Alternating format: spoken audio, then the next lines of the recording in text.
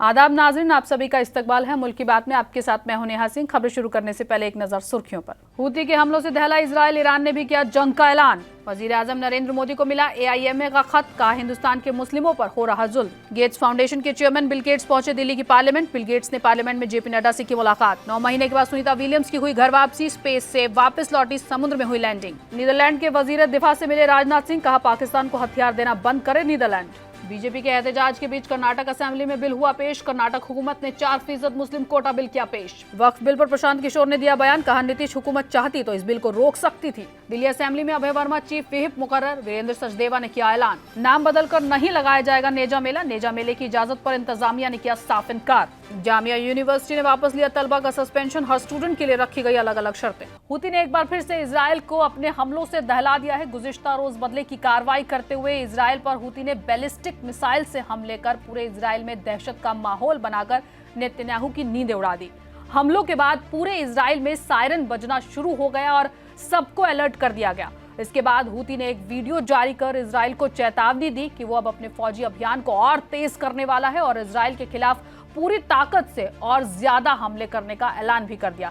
एक जोशीली तकरीर में हूती नेता अब्दुल मलिक अल हूती ने कसम खाई कि यमन के लड़ाके पूरी ताकत से अब हमला करेंगे। उन्होंने इस बात पर जोर दिया कि इजराइल के खिलाफ उनका ये जिहाद जुल्म, नाइंसाफी और इजरायली जुर्मों के खिलाफ एक लड़ाई है।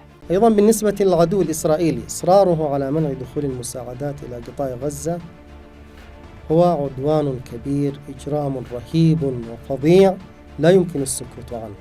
نفذت القوات المسلحة اليمنية بالتوكل على الله وبعون الله وبسم الله عملية استهداف قاعدة نفاتيم الجوية بصاروخ باليستي فرط صوتي.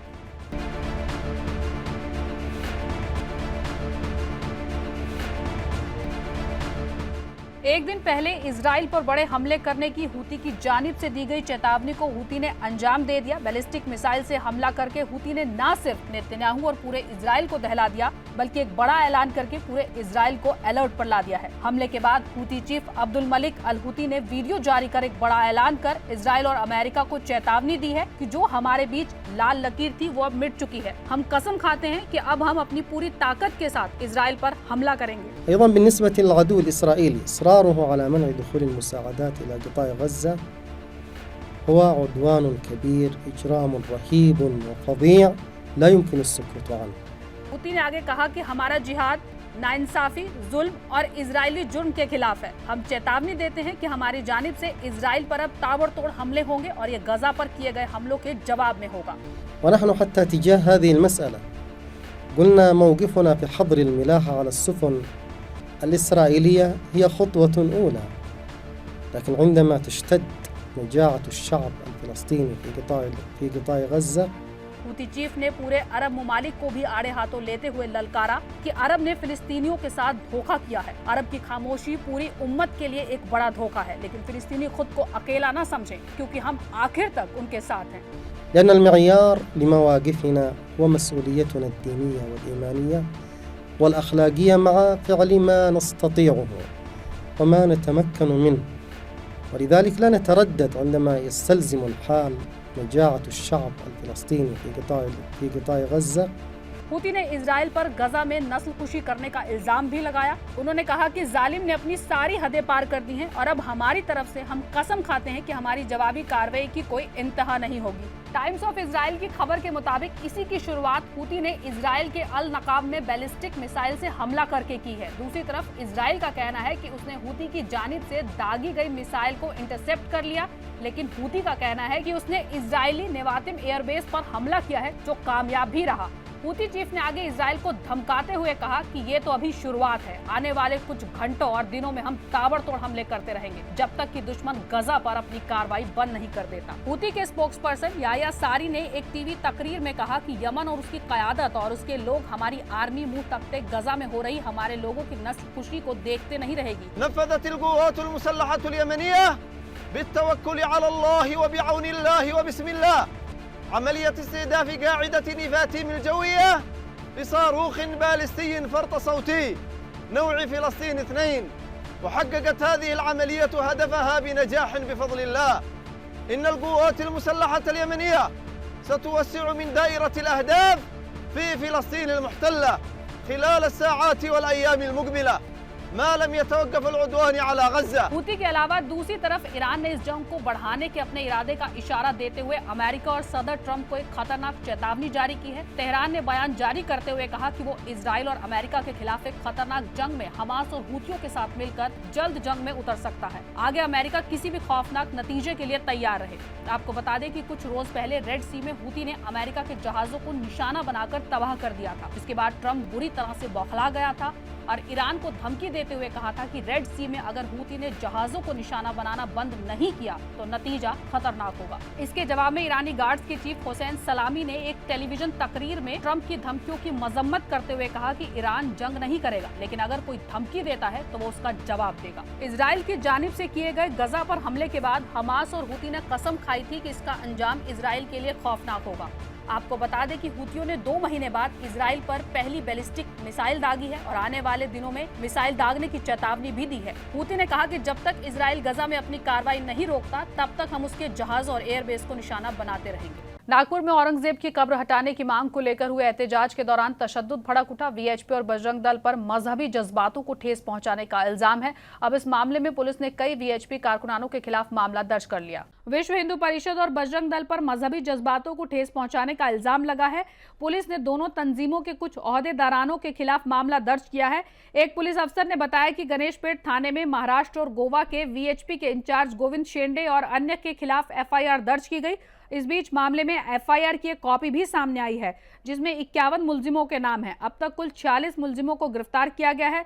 सभी को 21 मार्च तक रिमांड पर भेजा गया है। 6 मुलजिमों को इलाज के लिए सरकारी अस्पताल में भर्ती करवाया गया। इन मुलजिमों के खिलाफ गणेशपेट और तहसील पुलिस स्टेशन में मुख्तलिफ दफाओं के तहत मामले दर्ज किए गए। जिन 46 मुलजिमों को नागपुर पुलिस ने अरेस्ट किया उनमें ज्यादातर के चेहरे सीसीटीवी के जरिए पुलिस को मिले हैं।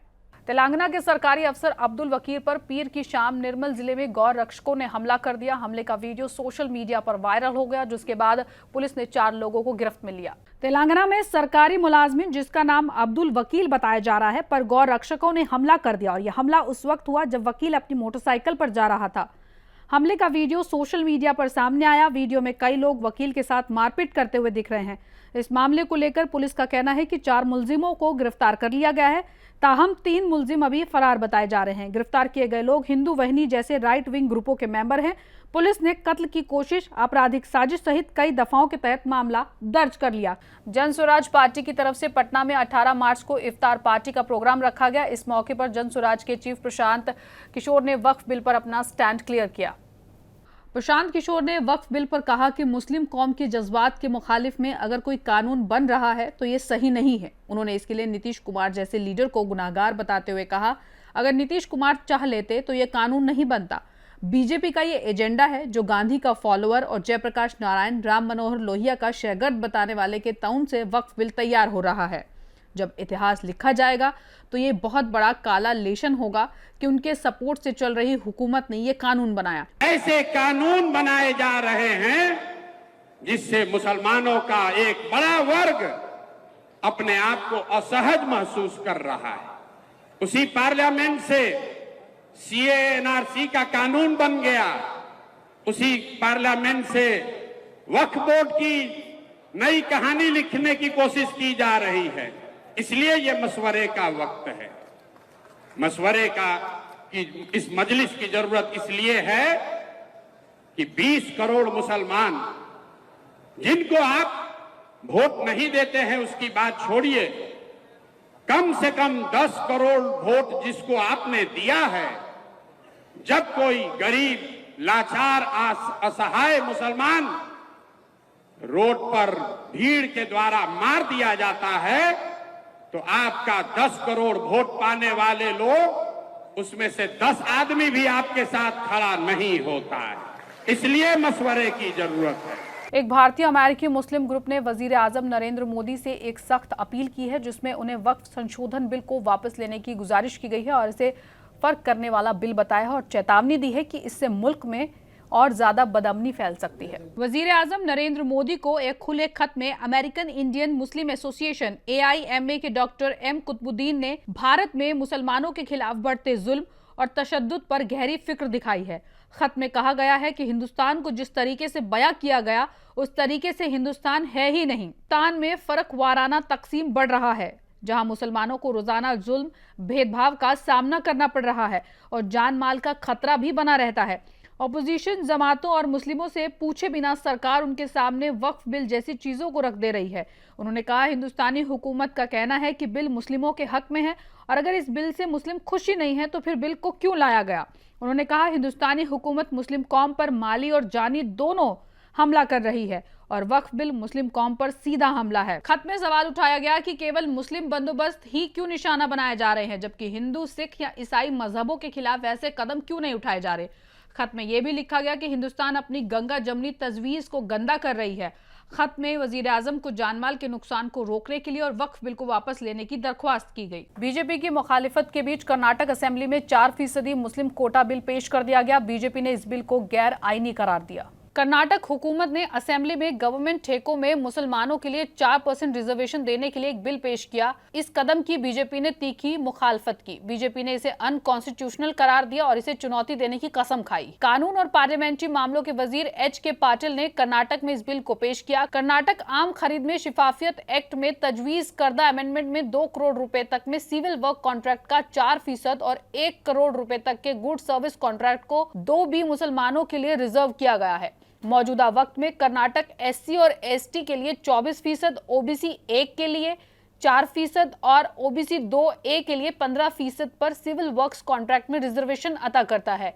मुसलमानों को 4% रिजर्वेशन के बाद OBC की कैटेगरी 2B के तहत शामिल करने के लंबे वक्त से मांग की जा रही है, जिसे बिल ऑफिशियल शक्ल देने की कोशिश करता है। बीजेपी ने इस बिल की सख्त मजम्मत की है। एवान के लीडर अरविंद बेलार्ड ने इसे गैर आईनी जरूरत बताई है। उन्होंने तर्क दिया कि BR अम्बेडकर के जरिए तैयार आइन मजहब की बिना पर रिजर्वेशन की इजाजत नहीं देता है और कांग्रेस सरकार अपने मुस्लिम वोट बैंक को मजबूत करने के लिए खुशामद की सियासत कर रही है। संभल में नेजा मेले पर रोक के बाद मुस्लिम कौम के लोगों ने इंतजामिया से अपील की थी कि नेजा मेले का नाम बदलकर इसे लगाने की इजाजत दी जाए, जिसके बाद अब इंतजामिया का जवाब आया है। संभल में नाम बदलकर भी नेजा मेले को आयोजित करने की इजाजत नहीं मिलेगी। SDM वंदना मिश्रा ने 18 मार्च को इस बात की तस्दीक की। ASP श्रीश चंद्र के बयान के बाद अब SDM वंदना मिश्रा ने भी नेजा मेले का नाम बदलकर इसके आयोजन की परमिशन नहीं देने की बात कही। SDM वंदना मिश्रा ने बताया कि अब संभल में 3 जगहों पर नेजा मेले के प्रोग्राम को परमिशन नहीं मिलेगी। मंगल के दिन कुछ लोग नेजा मेले की परमिशन के लिए आए थे, लेकिन नेजा मेले के प्रोग्राम के लिए इजाजत नहीं दी गई। उन्होंने कहा कि कुछ लोग नेजा मेले की परमिशन चाहते थे क्योंकि नेजा मेला पिछले 2 साल नहीं लग रहा है, लेकिन उन्हें किसी भी तरीके की परमिशन नहीं दी जा सकती। संभल में कुल 3 जगहों पर नेजा मेला लगता है जो पिछले 2 सालों से बंद है। वहीं नेजा मेले का नाम बदलकर मेले का आयोजन करने वालों को SDM ने बताया। 2023 में सद्भावना मेले के नाम से मेले लगाए गए थे, लेकिन इस बार किसी भी प्रकार से परमिशन नहीं दी जाएगी। गौरतलब है कि उत्तर प्रदेश के संभल जिले में नेजा मेले को लेकर तनाजा खड़ा हो गया है। मंगल को जब मेले के लिए ढाल गाड़े जाने की तैयारी की जा रही थी, तब पुलिस ने ऐसा करने से साफ मना कर दिया। अब नाम बदलने को लेकर भी साफ मनाही इंतजामिया ने कर दी है। कर्नाटक के कलबुर्गी में वाक़ सेंट्रल जेल में मुस्लिम कैदियों ने इफ्तारी की फराहमी को लेकर एहतजाज किया। कैदियों का इल्जाम है कि उन्हें रोजा खोलते वक्त फल नहीं दिए जा रहे, इसलिए कैदियों ने जेल अफसरान से रोजा खोलने के लिए फलों का मुतालबा किया है। कैदियों ने बताया कि हर साल जेल इंतजामिया या मुख्तलिफ तंजीमें उन्हें रमजान के दौरान फल मुहैया कराते थे। इस साल भी उन्हें रोजे से पहले 10 दिनों में फल मिले। ताहम कैदियों ने बताया कि अब फलों की तकसीम को बंद कर दिया गया है, क्योंकि जेल हिफाजती मुलाजमीन ने शाम के खाने के दौरान बाहर से फल फराहम कराने का एहतजाज किया है।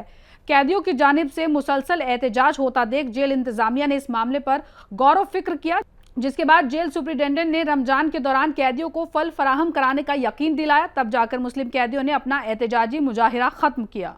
दिल्ली हाई कोर्ट ने जामिया मिलिया इस्लामिया के कैंपस में मुख्तलिफ प्रोटेस्ट करने में शामिल 17 में से 7 तलबा के खिलाफ जारी सस्पेंशन के हुक्म पर अप्रैल तक रोक लगाने के कुछ दिनों बाद यूनिवर्सिटी ने उनके सस्पेंशन को रद्द करने का फैसला किया है। वहीं जानकारी के मुताबिक 2 अलग अलग हुक्म में अलग अलग हिदायत दी गई हैं। 5 मार्च को अपने पहले हुक्म में JMI ने कहा कि 7 बहाल तलबा को यूनिवर्सिटी के रूल्स और रेगुलेशन को बनाए रखने के अज़्म के साथ अपनी तालीमी सरगर्मियों को फिर से शुरू करने की इजाजत दी जाती है। वहीं 10 लोगों के यूनिवर्सिटी ने 12 मार्च को अलग अलग हुक्म जारी किया, जिसमें कहा गया कि उनका सस्पेंशन केवल 7 वर्किंग डे के अंदर अच्छे रवैये के बॉन्ड पर हस्ताक्षर करने पर रद्द कर दिया जाएगा। पता चला है कि 1 को छोड़कर अन्य 7 जिन्होंने अदालत का रुख किया था, उन्हें इस तरह के बॉन्ड पर हस्ताक्षर करने के लिए नहीं कहा गया था। हालांकि सस्पेंशन रद्द करने के साथ एक शर्त भी रखी गई थी। छात्रों को हिदायत दी गई कि वो नोटिस मिलने के 7 वर्किंग डे के अंदर अगर अच्छा रवैया रखते हैं तो उनके सस्पेंशन पर रोक लगा दी जाएगी। उत्तर प्रदेश के आजमगढ़ में एहतजाज कर रहे तलबा को पुलिस ने गिरफ्तार कर लिया है। आजमगढ़ के शिबली नेशनल कॉलेज मामले की जांच को लेकर तलबा लीडरों ने एसएसपी दफ्तर के बाहर एहतजाज किया, जिसके बाद सभी को गिरफ्तार कर लिया गया।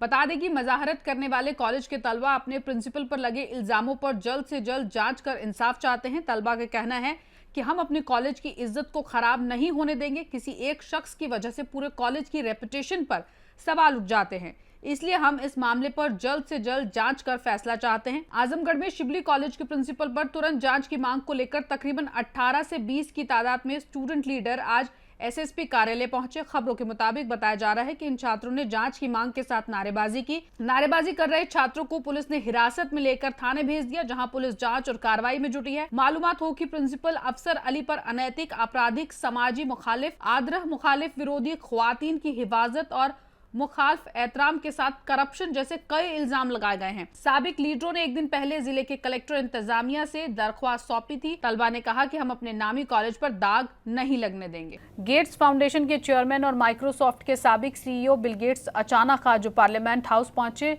और जहां उन्होंने मरकजी वजीर जेपी नड्डा से भी मुलाकात की। बता दें कि बिल गेट्स 3 साल में तीसरी बार हिंदुस्तान के दौरे पर आए हैं। मालूमात के मुताबिक मुलाकात के दौरान मरकजी वजीर ने गेट्स फाउंडेशन के साथ पार्टनरशिप में हेल्थ सेक्टर में हासिल की कामयाबियों पर बात की। गेट्स ने हेल्थ सेक्टर पर भारत की तारीफ की।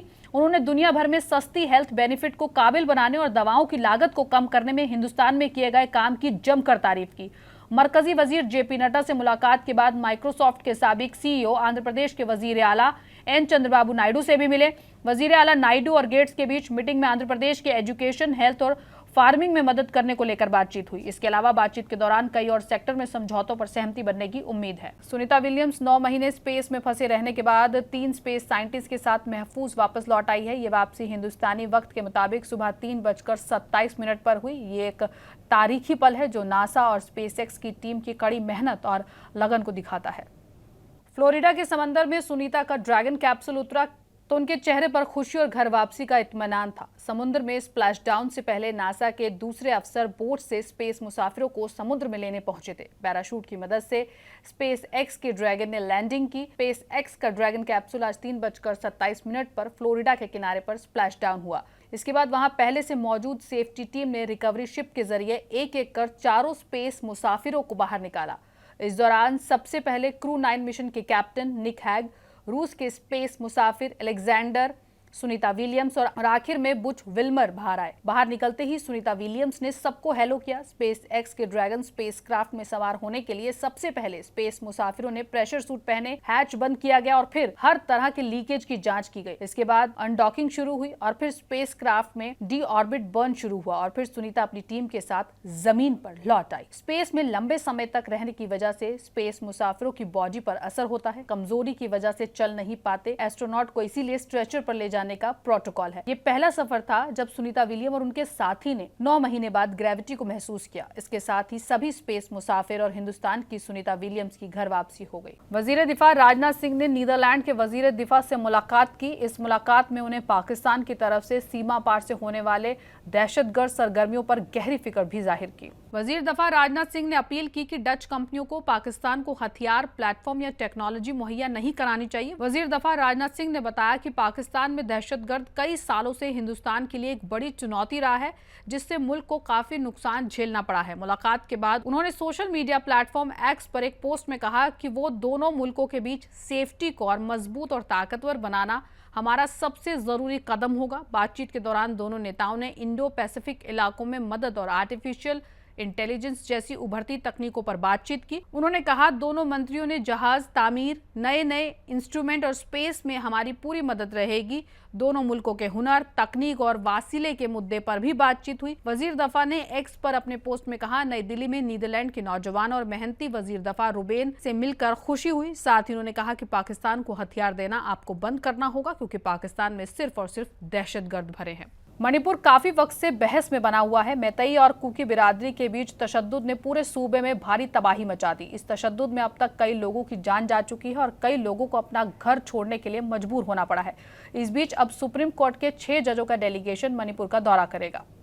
National legal service authority NALSA के चेयरमैन जस्टिस BR गवई के अलावा justice Suryakant, Vikramnath, MM Sundaresh, KV Viswanathan और N कोटेश्वर सिंह मणिपुर में मौजूद रहेंगे। ये जज लोगों को मुफ्त कानूनी खिदमत और मेडिकल खिदमत मुहैया करवाने के लिए किए जा रहे कामों का जायजा लेंगे।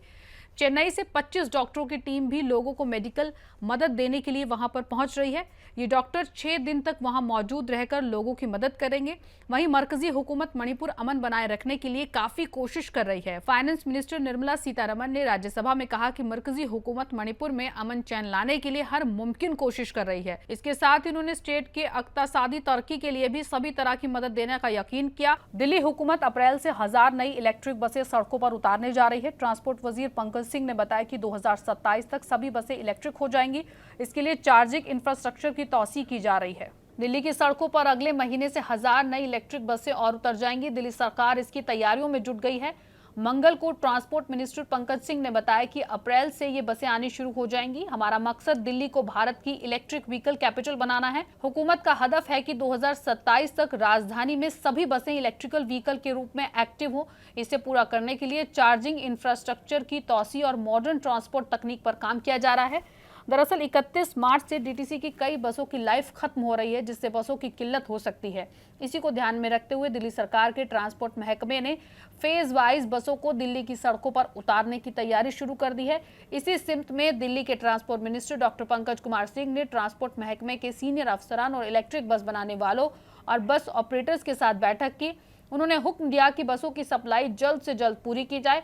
पाकिस्तान के बाद अब सूडान से भी एक दिल दहला देने वाली खबर सामने आई है, जहां 16 मार्च को ओमडुरुमैन शहर में RSF ने हमला कर दिया। बता दें कि इस हमले में 43 लोग घायल हुए और 9 लोगों की जान जा चुकी है, जिसमें बच्चे भी शामिल हैं। मामला सूडान की सरमाया खार्तूम के ओमडुरुमैन शहर का है, जहां RSF ने 2 बच्चों समेत आम लोगों को जान से मार दिया। जानकारी देने के साथ ही मीडिया ने अपने बयान में कहा कि RSF के लगातार गोलीबारी में 43 आम लोग जख्मी हुए हैं। जख्मियों में 4 से 12 साल की उम्र के 18 बच्चे भी शामिल हैं। जख्मियों को इलाज के लिए पासी के हॉस्पिटल भेजा गया। मजुरमैन शहर में खासतौर पर करारी इलाके के मोहल्लों को निशाना बनाकर हमला किया गया। नाज़रीन, मुल्क की बात में आज के लिए बस इतना ही। मुझे दीजिए इजाजत। आदाब।